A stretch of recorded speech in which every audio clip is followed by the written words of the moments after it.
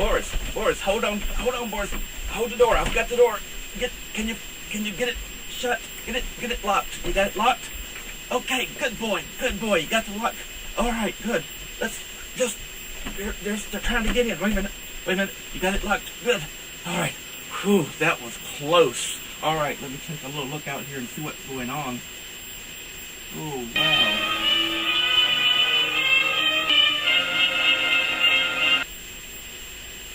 Okay, all right, we've got it shut up.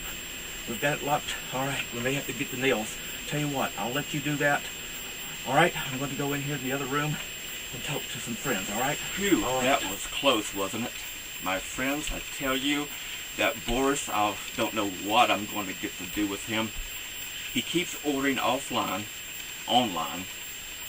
these body part meals. And then he forgets to pay for them. And then what happens? They have to send out their repo men. And this time, I see that they sent out some really good repo men, the zombies. Oh yes, there's nothing like a good zombie to repossess your body parts, or whatever else it is that they need that you haven't paid for.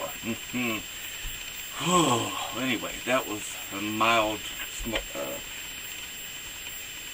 misadventure averted at least one more time. Well, welcome back, my good friends. Welcome back to Monster Movie Night here at Gargoyle Manor, the Monster Museum, with your old friend, Bobby Gammonster, the Internet Horror Host. I'm sure that you all are stuffed and really laid back from all the breast of alligator and yak and some roast vulture or buzzard. Let's not let Boris hear that too loudly, okay? Because that's why we had to switch to breast of alligator this past year. Because, you know, well, we hate to get Boris all misty-eyed and everything, thinking that we're going to eat one of his ancestors or parents or some such, grandmother or grandfather. Anyway, I'm glad that's all that business is all over with. And, you know, we're taking a little break from all the holidays for right now, because, you know, until we get into the next one.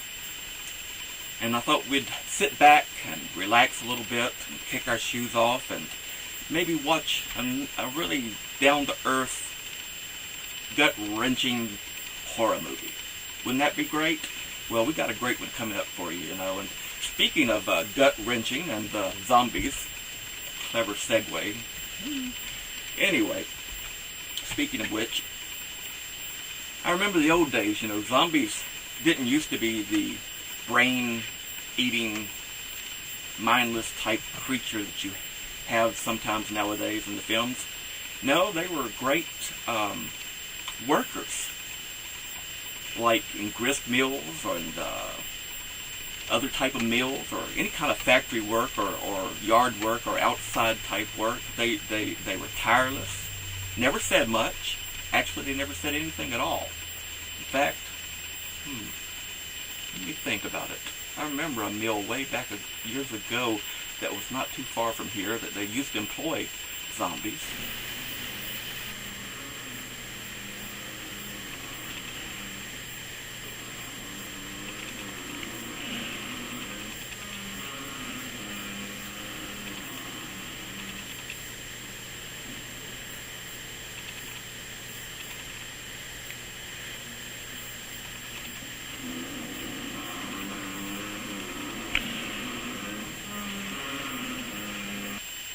Anyway, yep, that's how they used to do it.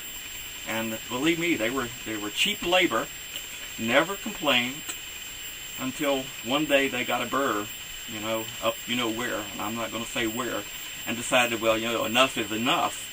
And I can't say that I blame them. And so then, of course, some kind of little virus or something went around. Of course, it made the nice, wonderful, brain-eating, gut-wrenching eating type zombies that we know about, that came up to nowadays. Of course, you know, I've been watching this zombie movement, and not that type of movement. No, it's an actual movement.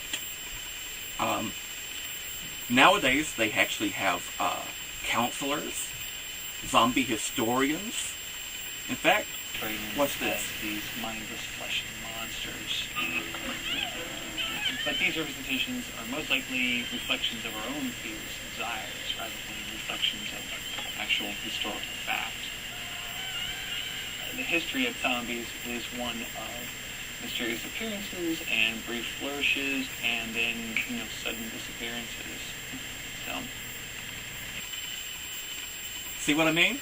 I mean, it's practically a whole community within themselves, so which is rightly so. I mean, it's no use having a servitude labor. I mean, if they're going to work, give them a fair, decent wage, or a nice brain to eat once in a while, or a body part, or some such. Anyway, and I guess as you can see or hear from what I'm getting at, which is getting close to the movie time, we're going to watch Night of the Living Dead. Now, before you start, this is actually the remake of Night of the Living Dead. So this one is going to be in color, and is directed by, and effects is done by, the great Tom Savini. Yes, our pal Tom Savini. You remember, he was at one of the Monster Bashes a few years ago, and that's right, and he bought one of our Scarabell zombie clowns. In fact, well, take a look at this.